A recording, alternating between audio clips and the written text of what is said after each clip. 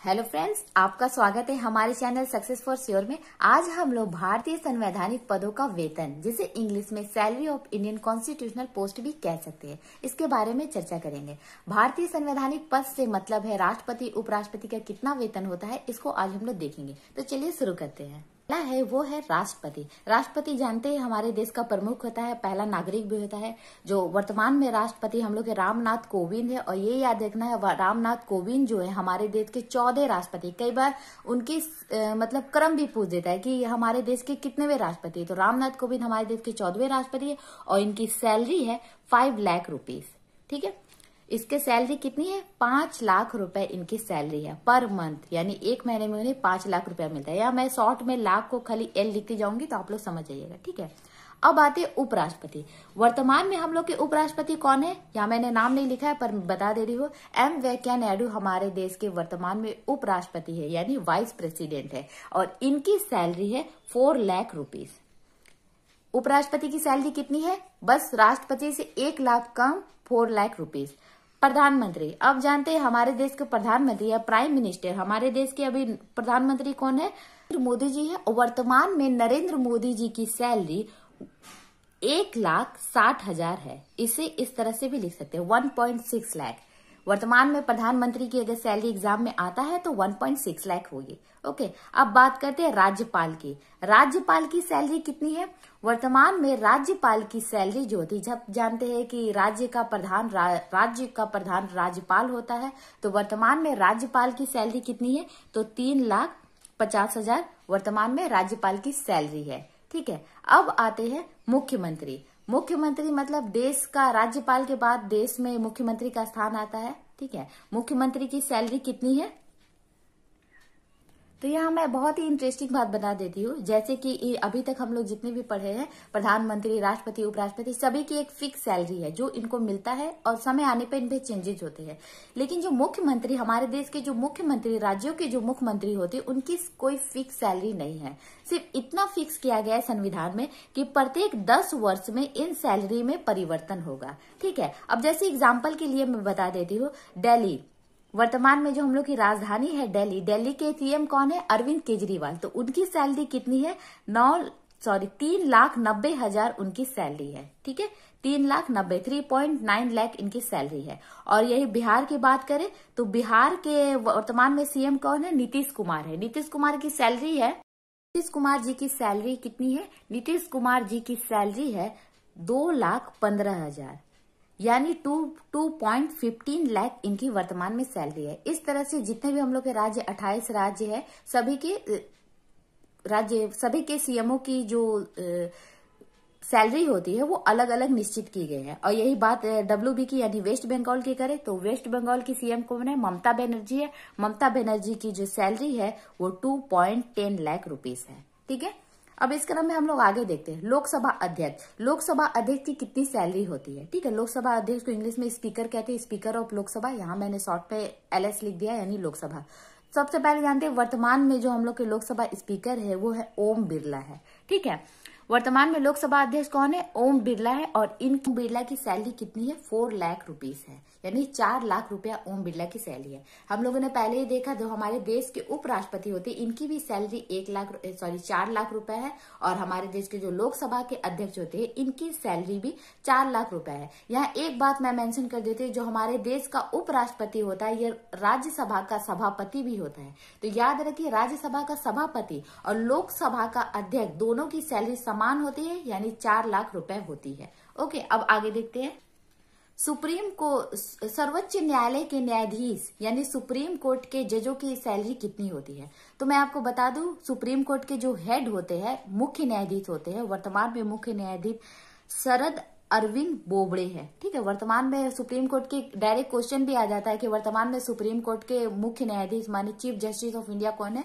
तो वर्तमान में कौन है? तो शरद बोबड़े है। अब शरद बोबड़े की सैलरी कितनी है? तो जो मुख्य होते हैं उनकी सैलरी 2,80,000 होती है, यानी 2.8 लाख रुपीज होती है। मुख्य न्यायाधीश के अलावे भी जो अन्य न्यायाधीश होते हैं, जो अदर होते हैं, उनकी सैलरी कितनी होती है? 2.5 लाख रुपीज।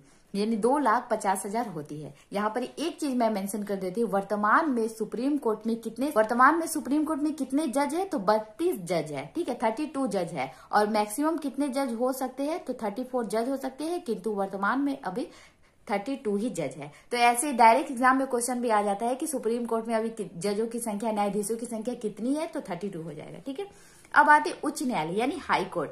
तो हर राज्य का अपना जितने उच्च न्यायालय होते हैं, वर्तमान में कितने उच्च न्यायालय है ये भी क्वेश्चन आ जाता है, ठीक है। तो वर्तमान में टोटल 25 उच्च न्यायालय है, यानी टोटल 25 हाई कोर्ट है, ठीक है। अब इसमें भी वही होता है, जो हेड होता है उच्च न्यायालय में उसकी सैलरी 2.5 लाख यानी 2,50,000 होता है, ठीक है। और जो अदर होता है, मतलब उच्च न्यायालय के न्यायाधीशों में एक हेड होता है, अध्यक्ष होता है, और जो मुख्य चीफ जस्टिस होता है उसका 2.5 लाख होता है, और जो अदर होता है, अदर और जो न्यायाधीश होते हैं उनका 2.25 लाख रुपीस होता है, यानी 2,25,000 रुपए होती है, ठीक है। यहाँ मैं एक बात मेंशन करना चाहती हूँ, जो हाई कोर्ट के जो जजों का संख्या होती है वो निश्चित नहीं होती। सभी राज्य में जो भी अपने अपना जो हाई कोर्ट होता है उनका अलग अलग संख्या होती है, ठीक है।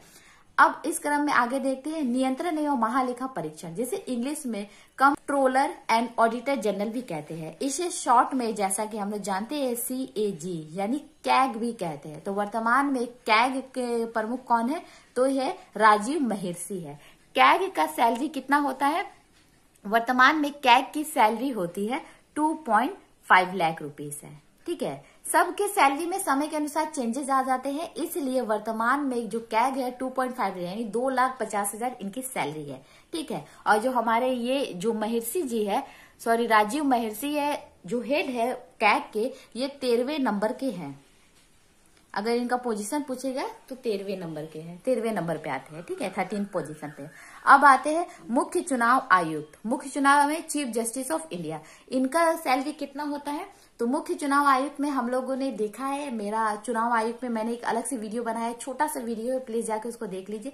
उसमें मैं शॉर्ट में यहाँ बता दूं, उसमें 3 मेंबर होते हैं और एक मुख्य होता है जो उनके सहायक होते हैं, ठीक है। लेकिन तीनों की सैलरी जो होती है, राइट जो होते हैं, सब समान होते हैं। तो मुख्य चुनाव आयुक्त यानी चीफ इलेक्शन कमिश्नर की सैलरी कितनी है? 2.5 लाख रुपीस यानी 2,50,000 इनकी सैलरी होती है। देख रहे हैं हम लोग, कैग की भी सैलरी 2,50,000 और मुख्य चुनाव आयुक्त यानी चीफ इलेक्शन कमिश्नर की भी सैलरी 2.5 लाख रुपीस ही होती है। और इसमें 3 मेंबर होते हैं, तीनों की सैलरी ही 2.5 लाख रुपीस होती है।